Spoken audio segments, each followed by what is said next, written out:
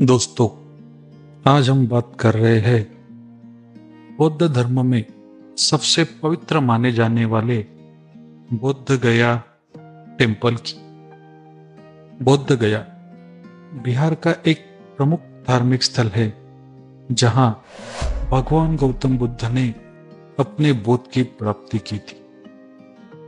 यह स्थान बौद्ध धर्म के लिए पवित्र माना जाता है और यहाँ के महाबोधि मंदिर ने एक महत्वपूर्ण धार्मिक और पर्यटन स्थल के रूप में अपनी पहचान बनाई है। यह स्थान बौद्ध यात्रा का महत्वपूर्ण भाग है। बोध गया बिहार राज्य के गया जिले में स्थित एक नगर है जिसका गहरा ऐतिहासिक और धार्मिक महत्व है। यहाँ भगवान गौतम बुद्ध को बोधि वृक्ष के नीचे ज्ञान प्राप्त हुआ था। बोध गया में प्रतिवर्ष प्रबुद्ध सोसाइटी द्वारा ज्ञान एवं सम्मान समारोह किया जाता है। यहाँ करीब 250 साल पहले युवा राजकुमार सिद्धार्थ गौतम को बोधि वृक्ष के नीचे ज्ञान प्राप्त हुआ था, जिसके बाद उन्हें बुद्ध कहा जाने लगा। माना जाता है कि करीब 500 ईस्वी सन पूर्व में गौतम बुद्ध नदी के तट पर पहुंचे और बोधि पेड़ के नीचे तपस्या करने बैठे। 3 दिन और रात की तपस्या के बाद उन्हें ज्ञान की प्राप्ति हुई, जिसके बाद वे बुद्ध के नाम से जाने लगे।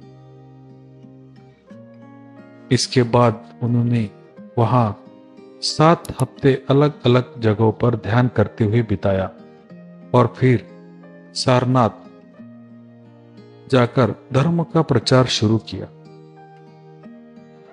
बुद्ध के अनुयायियों ने बाद में उस जगह जाना शुरू किया जहां बुद्ध ने ज्ञान की प्राप्ति की थी। धीरे धीरे यह जगह बोध गया के नाम से जानी गई और ये दिन बुद्ध पूर्णिमा के नाम से जाना गया। लगभग 528 ईसा पूर्व के अप्रैल मई महीने में कपिलवस्तु के राजकुमार गौतम ने सत्य की खोज में घर त्याग दिया। गौतम ज्ञान की खोज में निरंजना नदी के तट पर बसे एक छोटे से गांव आ गए। वैसी गांव में एक पीपल के पेड़ के नीचे ध्यान साधना करने लगे। इसके कुछ दिनों बाद ही उनके अज्ञान का बादल छट गया और उन्हें ज्ञान की प्राप्ति हुई। अब वह राजकुमार सिद्धार्थ या तपस्वी गौतम नहीं थे, बल्कि बुद्ध थे। बुद्ध जिसे सारी दुनिया को ज्ञान प्रदान करना था। ज्ञान प्राप्ति के बाद वे अगले 7 सप्ताह तक नजदीक के गांव में ही रहे और चिंतन मनन किया। दूसरी शताब्दी ईसा पूर्व के बाद इतिहास के पन्नों में वो गांव कहीं खो गया।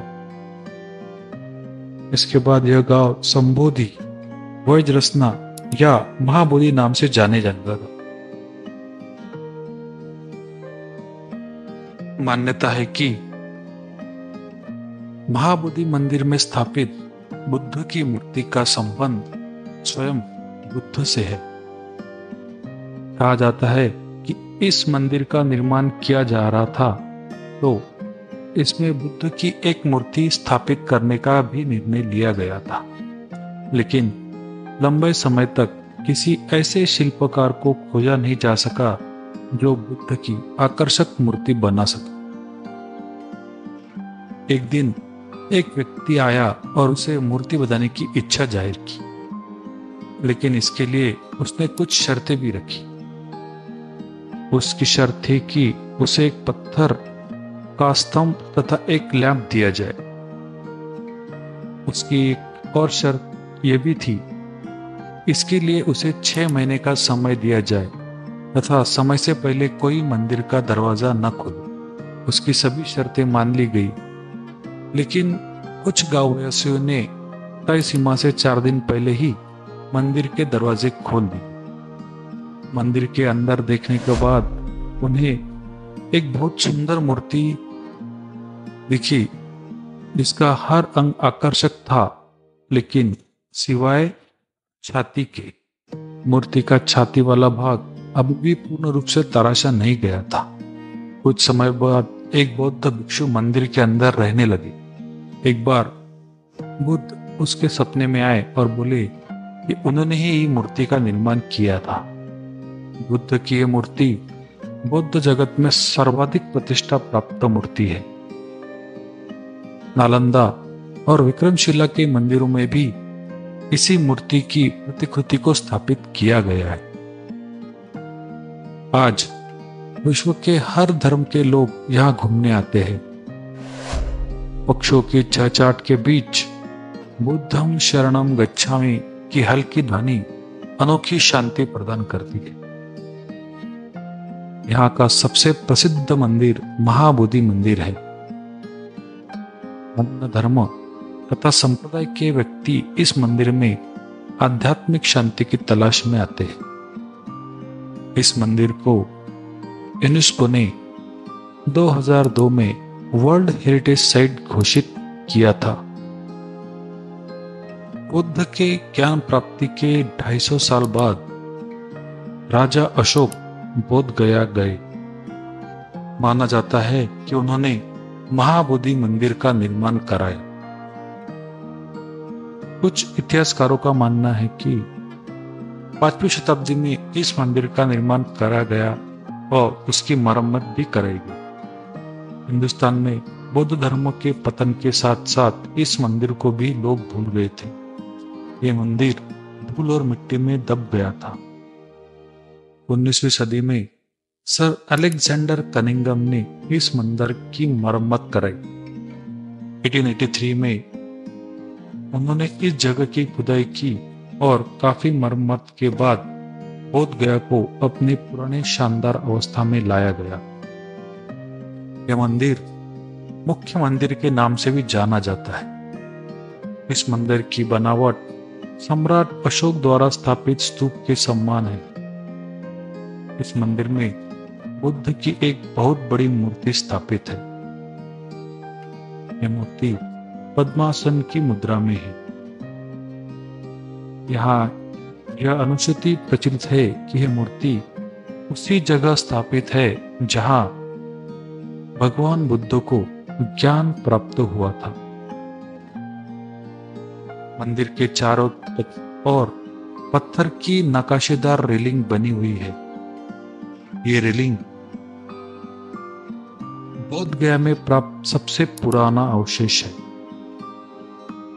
इस मंदिर परिसर में उन 7 स्थानों को भी चिन्हित किया गया है जहां बुद्ध ने ज्ञान प्राप्ति के बाद 7 सप्ताह व्यतीत किया था। जातक कथाओं में उल्लेखित बोधि वृक्ष भी यहाँ है। यह एक विशाल पीपल का पेड़ है जो मुख्य मंदिर के पीछे स्थित है। कहा जाता है कि बुद्ध को इसी वृक्ष के नीचे ज्ञान प्राप्त हुआ था। कहा जाता है कि 3री शताब्दी ईसा पूर्व में इस स्थान पर सम्राट अशोक ने हीरो से बना राज सिंहासन लगवाया था और इसे पृथ्वी का नाभिक केंद्र कहा था। बुद्ध ने ज्ञान प्राप्ति के बाद दूसरा सप्ताह इसी बोधि वृक्ष के आगे खड़ी अवस्था में बिताया था। यहाँ पर बुद्ध की इसी अवस्था में एक मूर्ति बनी हुई है। मुख्य मंदिर का उत्तरी भाग चंकामाना नाम से जाना जाता है। इस स्थान पर बुद्ध ने ज्ञान प्राप्ति के बाद 3रा सप्ताह व्यतीत किया था। अब यहाँ काले पत्थर का कमल का फूल बना हुआ है जो बुद्ध का प्रतीक माना जाता है। बोध गया पहुंचना बहुत ही आसान है।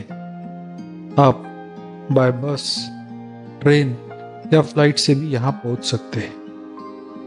पटना से बोध गया करीब 100 किलोमीटर की दूरी पर है। दोस्तों, हमें बोध गया जैसी प्राचीन और सांस्कृतिक जगह पर अपने फैमिली के साथ जरूर विजिट करना चाहिए और उनको इस बारे में इंफॉर्मेशन देनी चाहिए।